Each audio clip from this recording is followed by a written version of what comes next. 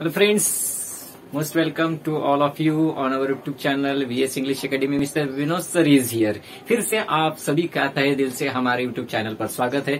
तो दोस्तों, आज इस वीडियो लेक्चर में हम बात करने जा रहे हैं क्लेफ्ट सेंटेंसेस पार्ट 2 के बारे में। पार्ट 2 मतलब वैसे तो बहुत सारे टाइप्स ऑफ क्लेफ्ट सेंटेंस होते हैं, मैंने कल ही आपको क्लियर किया है पार्ट फर्स्ट में। तो जो कुछ बचे हुए टाइप्स ऑफ क्लेफ्ट सेंटेंस है, पहले वाले पार्ट में हमने 4 different types of cleft sentence के क्लेफ्ट स्ट्रक्चर के बारे में बात की थी। अब जो बचे हुए क्लेफ्ट सेंटेंसेस है या फिर क्लेफ्ट सेंटेंस के जो टाइप्स है, वो आज इस वीडियो में हम बातचीत करने जा रहे हैं उनको समझने के लिए। चलो let's start our today's lecture और बात करते हैं बची हुई क्लेफ्ट सेंटेंसेस की, उसके टाइप्स की, और देखते हैं कि किस प्रकार से उसको सेंटेंस में यूज किया जाता है। तो लेट्स स्टार्ट। तो आज का पहला वाला जो हमारा क्लेफ्ट सेंटेंस रहेगा वो रहेगा उसका जो टाइप्स रहेगा वो ये रहेगा इन्फरेंशियल क्लेफ्ट सेंटेंस। अब ये इन्फरेंशियल क्लेफ्ट सेंटेंस होता क्या है? इसको कहा जाता है अजम्पशन। अजम्पशन मतलब कोई जो है आपके बारे में कुछ बोल देता है या फिर कुछ सोच लेता है। बेसिकली वो उसकी जो सोच होती है ना, सच नहीं होती है। जैसे कि मैं अगर आपको कहता हूं कि आप बिल्कुल ही पढ़ाई नहीं करते हो, तो जरूरी है कि मेरा कहना या फिर मेरा जो सोचना है, मैंने जो बात आपके बारे में सोची है वो सही है करके आप पढ़ाई करते होगे, लेकिन मैंने क्या सोचा है कि आप पढ़ाई नहीं करते हो। तो ये क्या हो गया मेरा, ये होगी मेरी सोच, ये हो गया मेरा खुद का, मेरे लेवल पर आपके बारे में अनुमान या फिर अजम्पशंस। तो इस अजम्पशन को क्रॉस करना है और जो सच्चाई है वो सामने वाले को बताना, मतलब ही होता है inferential cleft sentences. Are you getting my point? चलो देखते हैं इसका स्ट्रक्चर क्या रहेगा और उसके साथ साथ 2-4 एग्जांपल से इस कंसेप्ट को बहुत ही आसानी से समझने की कोशिश करते हैं। आगे बढ़ने के पहले वीडियोस को पहले लाइक करो मेरे दोस्तों, बहुत ही जबरदस्त नॉलेजेबल और इंटरेस्टिंग वीडियो है ये, और आप सभी के काम के लिए। आप किसी भी क्लास की पढ़ाई करो, कौन से भी क्लास में स्टडी कर रहे हो, या फिर किसी भी प्रकार के कॉम्पिटिटिव एग्जाम की तैयारी कर रहे हो, या फिर नॉर्मल तरीके से भी हमें अपने जीवन में इस प्रकार के सेंटेंसेस का फॉलो करना चाहिए, या फिर ये प्रकार का स्ट्रक्चर होता है उसको हमें अप्लाई करना चाहिए, उसकी प्रैक्टिस करना चाहिए, ताकि सामने वाले के ऊपर हम एक अलग ही इम्पैक्ट छोड़ सके। So let's start. सो देखो, इसका सबसे पहला हमारा जो फॉर्मूला रहेगा, सेंटेंस का जो स्ट्रक्चर रहेगा कुछ इस प्रकार से होना चाहिए। ओके मेरे दोस्तों, ध्यान देना है। तो सबसे पहले लिखेंगे हम इट इज नॉट, उसके बाद जो है इन्फरेंशियल सेंटेंस, मतलब जो आपके बारे में अनुमान लगाया गया है, जो अजम्पशन किया गया है, वो सेंटेंस हम लिखेंगे। उसके बाद आएगा इट इज दैट, उसके बाद लिखना है इट इज दैट, और उसके बाद लिखना है हमें कॉज सेंटेंस, मतलब जो रियलिटी है वो रहेगा हमारा कॉज सेंटेंस। बात समझ में आ गई? तो फॉर एग्जांपल देखो, you don't want to teach us, किसी ने मुझे बोल दिया कि आप हमें पढ़ाना नहीं चाहते हो। जरूरी है कि मैं पढ़ाना नहीं चाहता हूँ, कुछ मेरे भी कारण होंगे जिसके कारण मैं पढ़ा नहीं रहा हूँ। इसका मतलब मैं बिल्कुल ही पढ़ाना नहीं चाहता, ऐसी बात तो नहीं है। अगर वो मेरे कुछ प्रॉब्लम से शॉर्ट आउट हो जाते, ओवरकम हो जाए, तो I will be free completely to teach them all, बराबर है। लेकिन उन्होंने डायरेक्ट मुझे बोल दिया आप हमें पढ़ाना नहीं चाहते हो, तो ये गलत इल्जाम है। अब इस इल्जाम को जो है ना मुझे क्रॉस करना है। तो क्रॉस करना है तो कैसे करेंगे? देखो, ये सेंटेंस इस प्रकार से हमें बनाना पड़ेगा, you don't want to teach us. तो देखो यहाँ पे क्या है, जैसे लिखा हुआ है फॉर्मूले में वैसे ही करना है, इट इज नॉट, ठीक है। हाँ, तो इट इज नॉट दैट, ठीक है। यू मतलब किसी ने मुझे कहा है, ठीक है। तो मैं कैसे लिखूंगा यहाँ पे, it is not that I don't want, it is not that I don't want to teach you।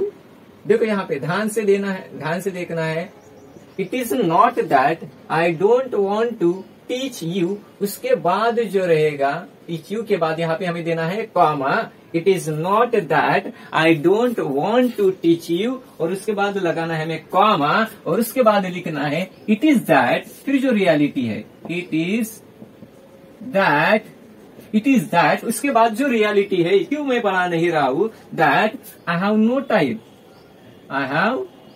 No time, अब मेरे पास समय नहीं है। Right now I am busy in other classes to teach other students, and that's why, because of, ठीक है, lack of time, मेरे पास समय ना होने की वजह से आपको नहीं पढ़ा पा रहा हूं। इसका मतलब ये ना सोचो मैं बिल्कुल ही नहीं पढ़ाऊंगा करके। तो उसने जो मेरे बारे में सोचा था, या फिर उन्होंने, वो जो स्टूडेंट्स थे, उन्होंने मेरे बारे में जो सोचा था, उस सोच को मैंने गलत साबित कर दिया है कि नहीं, मैं पढ़ाना चाहता हूं, लेकिन फिलहाल जो है मेरे पास समय नहीं है। जैसे मैं फ्री हो जाऊंगा आपको भी पढ़ाऊंगा, बराबर है। तो इस प्रकार से जो है ना ये सेंटेंस हमने स्ट्रक्चर कर लिया है। अब देखो सेकंड सेंटेंस देखते हैं, सेकंड एग्जांपल। इसी प्रकार से हम इन्फरेंशियल क्लेफ्ट सेंटेंस में उसको भी बदलने की कोशिश करते हैं, बदलते हैं। कोशिश क्या करना, आप सीख ही लिया तो बदल ही दे देते हैं, बराबर है।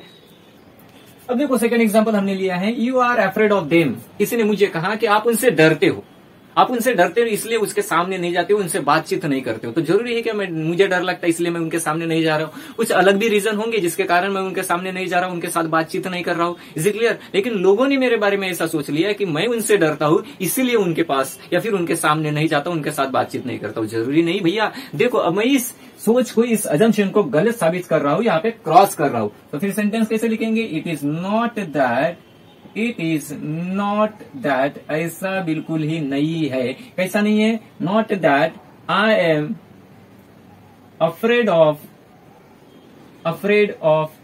देम, ऐसा बिल्कुल ही नहीं है कि मैं उनसे डरता हूं। It is not that I am afraid of them, it is that, फिर लिखना है सामने, it is that, it is that.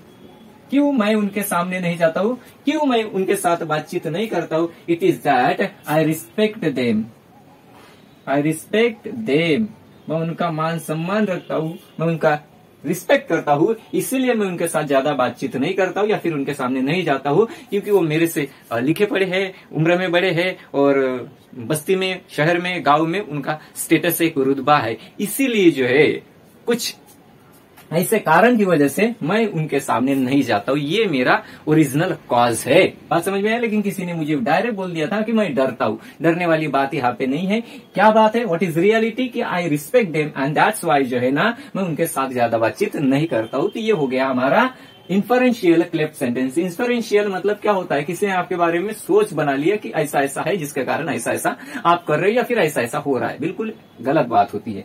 One more example की बात करते हैं। देखो थर्ड वन सेंटेंस, किसी ने मुझे कहा यू आर क्रूएल, किसी ने मुझे कहा कि आप जो है बहुत ही क्रूएल तरीके से बात करते हो with your children,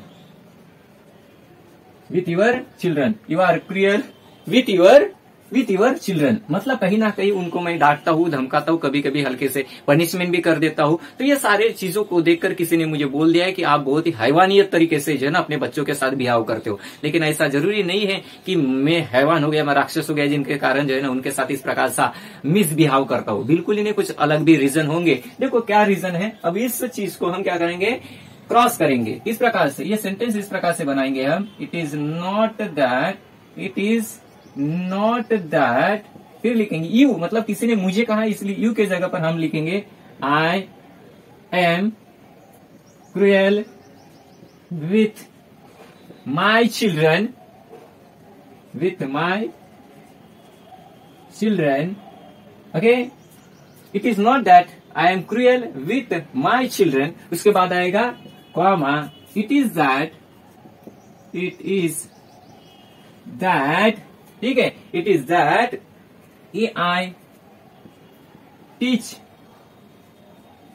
I teach, मुझे उनको कुछ अच्छी बातें सिखाना है, ठीक है, या फिर I want to teach, I want to teach them, मैं कुछ अच्छी चीजें उनको सिखाना चाहता हूं, इसलिए कभी कभी मैं उनको डांट देता हूं, उनको फटकार देता हूं, उनको कभी कभी पनिश भी कर लेता हूं। तो टीच देम डिसिप्लिन, क्या है ये, डिसिप्लिन। तो this is what is the reality, okay, जिसके कारण मैं अपने बच्चों के साथ उस वे से, उस प्रकार से बिहाव करता हूं। लेकिन मैं क्रूएल हूं ऐसा नहीं है, मैं उनको कुछ डिसिप्लिन वाली बातें सिखाना चाहता हूं, कुछ मोरल वैल्यूज उनको सिखाना चाहता हूँ, कोई अच्छी बातें सिखाना चाहता हूँ, इसीलिए मैं अपने बच्चों के साथ इस प्रकार का बिहेवियर रखता हूँ। लेकिन किसी ने मुझे डायरेक्टली बोल दिया है कि आप बहुत ही क्रियल तरीके से बिहेव करते हो, तो ये बात यहाँ पे मैंने खंडन कर दिया है, गलत साबित कर दिया है। तो ऐसे स्ट्रक्चर जो हम बनाते हैं उनको कहा जाता है इन्फरेंशियल क्लेफ्ट सेंटेंस। एजम्पशन को क्रॉस करना और जो सच्चाई है वो दुनिया के सामने लाना, तो उसी को कहेंगे cleft sentence, inferential cleft sentence. तो इस प्रकार के सेंटेंसेस का हमें अपने प्रैक्टिकल लाइफ में यूज करना चाहिए, जो कि इंडिकेट इंडिकेट करता है कि हमारी जो लैंग्वेज है, हमारी जो मास्टरी है ओवर इंग्लिश लैंग्वेज बहुत ही अच्छी है। Is it clear? उसके साथ साथ सामने वाले के ऊपर इम्पैक्ट डालने के लिए, सामने वाले को इन्फ्लुएंस करने के लिए भी we have to use such type of sentences in our daily life. बढ़ते हैं आगे, देखते हैं कि सेकंड इसका टाइप्स कौन सा रहेगा। तो अब हम बात करते हैं second types of cleft sentence की, जिसका नाम है देयर क्लेप्ट। अब ये देयर क्लेप्ट क्या होता है? इसका मतलब सेंटेंस में हम किसका यूज करेंगे? देयर का यूज करेंगे। लेट्स सी कि किस प्रकार से देयर का यूज करके हम क्लेप्ट सेंटेंस बना सकते हैं। दैट मीन्स एक सिंपल सेंटेंस को देयर क्लेप्ट सेंटेंस में कैसे क्या बदल सकते हैं। लेट्स सी, देखो यहाँ पे एक सेंटेंस लिया हुआ, I wanted to buy a new car. I wanted to buy a new car, मैं एक नई कार खरीदना चाहता था, क्योंकि यहाँ पे वॉन्टेड है, इसका मतलब खरीदना चाहता था। अब इस सिंपल सेंटेंस को हमें देयर क्लेप्ट के सेंटेंस में किस प्रकार से बदलेंगे या फिर बदलना है? देखो यहाँ पे ऐसे लिखेंगे, देयर वॉज से हम इसकी स्टार्टिंग करेंगे। कैसे? There was a new car, there was a new car, ठीक है। उसके बाद that I wanted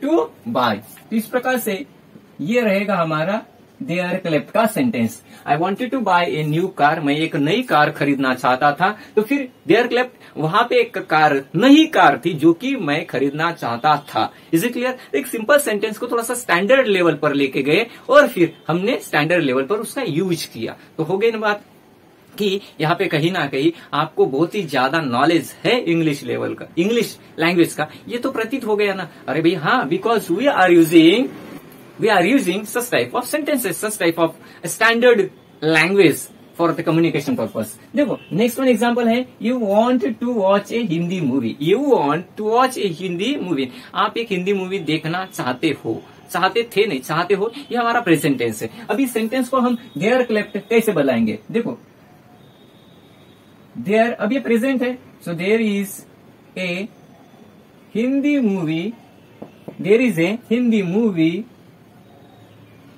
that you want to watch, तो ये हो गया हमारा देयर क्लेप्ट का सेंटेंस। इन दिस वे जो गाइस, हमने इस सेकंड एग्जांपल को भी देयर क्लेप्ट के सेंटेंस में बदल दिया है, बहुत ही आसान तरीके से। बस वंस ये कंसेप्ट हमारे क्लियर हो जाए, फिर हम हजारों प्रकार के एग्जांपल्स बना सकते हैं। और हाँ, इतने सीख लिए और लिमिटेड, मतलब इनमें हमारा ज्ञान बढ़ गया, ऐसी बात नहीं है। कंसेप्ट क्लियर होने के बाद, वीडियो को देखने के बाद आपको प्रैक्टिस करना है। बहुत सारे सेंटेंसेस को जो है आपको बनाने की कोशिश करना है। जितनी ज्यादा प्रैक्टिस हम करेंगे, जितने ज्यादा से ज्यादा सेंटेंसेस हम बनाने की कोशिश करेंगे, इस नॉलेज को हम अपने जीवन में जब तक इम्प्लीमेंट नहीं करेंगे तब तक कहेंगे नहीं कॉन्फिडेंटली कि हमें नॉलेज है इंग्लिश लैंग्वेज का। इसीलिए my near and dear friends, आपको प्रैक्टिस करना है, ज्यादा से ज्यादा प्रैक्टिस करना है। और वीडियो देखने के बाद कंसेप्ट क्लियर नहीं होती है तो फिर से वीडियो को एक बार देखना है रिवाइज करके, ठीक है। और उसके बाद भी डाउट्स होते हैं तो कमेंट्स आप करो ना, बिल्कुल मोस्ट वेलकम। आप कमेंट्स करो, जो भी डाउट्स रहेंगे इस वीडियो लेक्चर में, जिस किसी टाइप्स ऑफ क्लेप्ट सेंटेंस में, चाहे वो फर्स्ट पार्ट देखो या फिर सेकंड पार्ट देखो, जिसमें भी आपको कुछ गड़बड़ी लगती है आप डेफिनेटली कमेंट करो। लेकिन ये सेकंड पार्ट देखने के पहले या फिर इसको जब देखते हो तो उसके साथ साथ फर्स्ट पार्ट भी देखना है। उस फर्स्ट पार्ट की वीडियो की लिंक जो है ना, इस वीडियो के डिस्क्रिप्शन बॉक्स में आपको मिल जाएगी। पहला पार्ट देखो एंड देन इस सेकंड पार्ट को देखना है, ताकि पूरे के पूरे सीक्वेंस में आपके क्लेप्ट सेंटेंसेस कवर्ड हो जाएंगे और फिर आप हजारों प्रकार के सेंटेंसेस बनाने के लिए तैयार हो जाओगे या फिर बना पाओगे, ठीक है। Wishing you all the best. चलते हैं आगे, देखते हैं थर्ड सेंटेंस क्या है। My friend wanted to sell mobile, मेरे दोस्त एक मोबाइल बेचना चाहता था। तो फिर क्या था, एक मोबाइल उसके पास था जो कि वो बेचना चाहता था। तो फिर इसको हम लिखेंगे देयर वॉज, अब यहाँ पे वॉज इसलिए क्योंकि सेंटेंस पास्ट में है। There was we wanted to sell a mobile लिख लेते हैं यहाँ पे, ठीक है। तो यहाँ पे आ जाएगा there was a mobile that ध्यान देना इधर, दैट माई फ्रेंड, बिकॉज यहाँ पे सब्जेक्ट के तौर पर लिखा है हमने, that my friend wanted to sell. Got it? So there was a mobile that my friend wanted to sell. एक मोबाइल था वहां पे, देयर वॉज मतलब वहां पे मतलब उसके पास था जो कि वो बेचना चाहता था। Is it clear? So there was a mobile that my friend wanted to sell, ये था हमारा third example. And in this way जो है ना, हमने 3 एग्जाम्पल के माध्यम से देयर क्लेफ्ट इस सेंटेंस की या फिर ये जो टाइप्स ऑफ क्लेफ्ट सेंटेंस है इसको समझने की कोशिश की है और इसने समझा भी है। आई होप कि आपको अच्छी तरह से समझ में आ रहा है। सारी चीजें मैं बड़ी आराम से क्लियर करता जा रहा हूं ताकि एक बार सीखने के बाद आप परफेक्ट हो जाओ। फिर से जो है ना वीडियो देखने की या फिर कुछ अदर रिसोर्सेस यूज करने के, रेफर करने की आवश्यकता या फिर उस प्रकार का बुरा समय जो है ना आपके ऊपर नहीं आना चाहिए, ऐसे मुझे लगता है। मेरी जिम्मेदारी है, मैं बहुत ही दिल से आपको ये सारी चीजें सिखा रहा हूँ। ये कहीं अवेलेबल नहीं है। आप किसी भी प्रकार की कॉम्पिटिटिव एग्जाम की प्रिपरेशन करो या फिर इंटरव्यू की प्रिपरेशन करने के लिए राइटिंग स्किल जो है ना, जो राइटिंग स्किल करते हैं, तो उसमें जो है ना ये पार्ट बहुत ही अच्छी तरह से आपको जो है ना मददगार साबित होगा। इसलिए दोनों पार्ट को अच्छी तरह से देखना है। और हाँ, यहाँ पे जो है ना क्लॉजेस की बात कर रहे हैं। एक सिंपल सेंटेंस है, जैसे कि I wanted to buy a new car, एक सिंपल सेंटेंस है। तो फिर हमने क्या किया, उसको एक कॉम्प्लेक्स सेंटेंस में बदल दिया, क्योंकि यहाँ पे दैट इज कंजक्शन का यूज किया है, कॉम्प्लेक्स सेंटेंस हो गया है। तो अगर आपको क्लॉज में या फिर टाइप्स ऑफ सेंटेंसेस होता है, simple sentence, compound sentence and complex sentence, इसमें अगर कुछ प्रॉब्लम्स है, डिफिकल्टीज है, कुछ डाउट्स है, तो उन वीडियोज की लिंक भी इस वीडियो के डिस्क्रिप्शन बॉक्स में आपको मिल जाएगी। वो भी देखो, पास्ट फर्स्ट देखो और पास्ट सेकंड वाला, मतलब ये क्लेफ्ट सेंटेंस का देखो। इस प्रकार से 3-4 वीडियो देखो और उसके बाद you will become perfect, guaranteed. चलो आगे बढ़ते हैं, देखते हैं कि थर्ड टाइप्स कौन सा है क्लेफ्ट सेंटेंस का। ये दोनों टाइप्स आपको अच्छी तरह से समझ में आ गए, ऐसा मान के चलता हूँ। चलो बढ़ते हैं आगे, लेट्स सी कि थर्ड टाइप्स क्या है और किस प्रकार से उसका स्ट्रक्चर हमें बनाना होता है। तो चलिए दोस्तों, अब बढ़ते हैं तीसरे टाइप्स के तरफ में। देखते हैं कि ये जो हमारा लास्ट वन है, इफ बिकॉज क्लेफ्ट सेंटेंस, उसको कैसे चेंज किया जाए। लेकिन आगे बढ़ने के पहले मेरे प्यारे दोस्तों, आप सभी को रिक्वेस्ट करना चाहता हूँ, अभी तक आपने वीडियोस को लाइक नहीं किया तो पहले लाइक करो, वीडियोस को लाइक करो। भैया इतना अच्छी तरह से मैं पढ़ा रहा हूँ तो कम से कम कुछ मुंह दिखाई तो होना चाहिए ना, कुछ तो हमें सपोर्ट करो, कुछ तो भी हमें इंस्पायर करो, मोटिवेट करो। चलो जल्दी से जल्दी, बोल बोल के थक जाते हैं, थोड़ा सा आपकी तरफ से भी हमारे को कुछ इंस्पिरेशनल बूस्टिंग पावर चाहिए। तो वीडियोस को लाइक करो, ज्यादा से ज्यादा शेयर करो। और आप हमारे चैनल पर नए हो, अभी तक चैनल को सब्सक्राइब नहीं किया है, तो अभी इसी समय में हमारे चैनल को सब्सक्राइब करना है। बगल में दिया हुआ जो बेल आइकन है उसको दबाना नहीं भूलना, क्योंकि जैसे ही नए टॉपिक को लेकर कोई एक वीडियो अपलोड की जाएगी उसका नोटिफिकेशन आपको आपके मोबाइल पर मिल ही जाएगा। सो लेट्स स्टार्ट, देखते हैं if because cleft clause sentence कैसा किया जाता है या फिर क्या होता है। क्या नाम है इसका, if because cleft sentence. If because cleft sentence, जैसे कि एक सिंपल सेंटेंस यहाँ पे लिया हुआ है, he works hard for money, he works hard for money, वो पैसे कमाने के लिए दिन रात मेहनत करता है। अब इस सेंटेंस को इफ बिकॉज क्लेफ्ट सेंटेंस में कैसे करें। अगर देखो, अगर वो मेहनत कर रहा है तो उसके पीछे का कुछ तो भी पर्पज होगा ना। अगर कोई एक इंसान मेहनत कर रहा है, अगर हम भी मेहनत कर रहे हैं, हम अच्छी तरह से पढ़ाई कर रहे हैं, तो उसके पीछे का भी कुछ तो भी रीजन होगा ना, दैट मीन्स कुछ तो भी पर्पज होगा ना। तो देखो इस सेंटेंस को हम इस प्रकार से चेंज करेंगे इफ बिकॉज क्लॉज में। देखो अब इफ से शुरुआत करना है हमें। इफ ही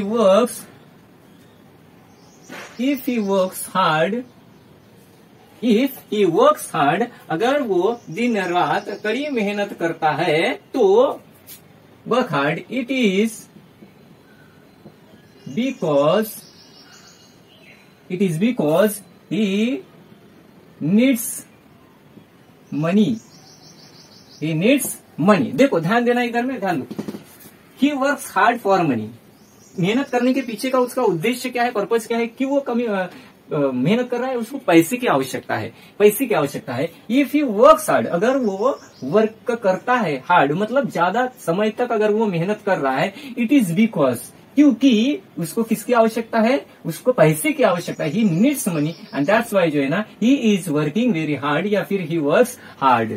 क्लियर होगी कंसेप्ट। तो इस प्रकार से ये होता है हमारा इफ बिकॉज क्लेफ्ट सेंटेंस। यहाँ पे इफ है और यहाँ पे बिकॉज है। देखो कोई भी सेंटेंस हो, इफ स्टार्टिंग में रहेगा, उसके बाद ये सब्जेक्ट रहेगा और फिर उसके द्वारा किया जाने वाला वर्क, एंड देन कॉमा आएगा और उसके बाद इट इज, ये भी कांस्टेंट रहेगा, इसको चेंज नहीं करना है। उसके बाद बिकॉज आएगा एंड देन जो भी कुछ लिखना, उसके बाद जिसके ऊपर आपको एम्फेसाइज डालना है वो सेंटेंस आएगा। एम्फेसाइज, इनफैक्ट एम्फेटिकल जो क्लॉज है वो ये है हमारा कि उसको पैसे की आवश्यकता है, इसको हमें एम्फेसाइज करना है, इसको हमें हाईलाइट करना है, ठीक है। He needs money. अब देखो second sentence, she is studying honestly for being a doctor, मतलब डॉक्टर बनने के लिए वो ईमानदारी से क्या कर रही है, पढ़ाई कर रही है। एक सिंपल सेंटेंस है। अब इसको इफ बिकॉज क्लेफ्ट सेंटेंस में कुछ इस प्रकार से बनाएंगे, इफ she is studying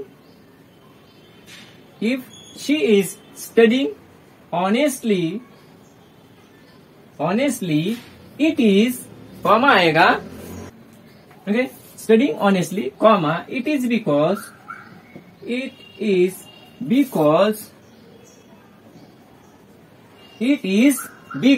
यहां तक समझ में आ गया। यहां पे बिकॉज हमने यूज किया है। It is because she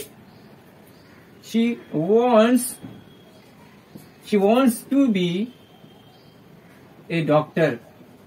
She wants to be a doctor. If she is studying honestly, अगर वो ऑनेस्टली पढ़ाई कर रही है तो उसके पीछे का कारण यह है, that means it is because she wants to be a doctor, क्योंकि उसको डॉक्टर बनना है, डॉक्टर के रूप में उसको समाज के सामने खुद को लाना है, इसीलिए वो दिन रात मेहनत कर रही, पढ़ाई कर रही है। तो इस प्रकार से जो है ना, हमने इस दो एग्जाम्पल के माध्यम से इफ बिकॉज क्लेफ्ट सेंटेंस क्या होता है इस कंसेप्ट को बड़ी आसानी से समझ लिया है। आई होप कि ये कंसेप्ट भी जो है ना पहले दो टाइप्स ऑफ क्लेफ्ट सेंटेंस के जैसे ही आपको समझ में आ गई है। नहीं तो फिर मैंने तो कितनी बार कहा है, कमेंट्स करो।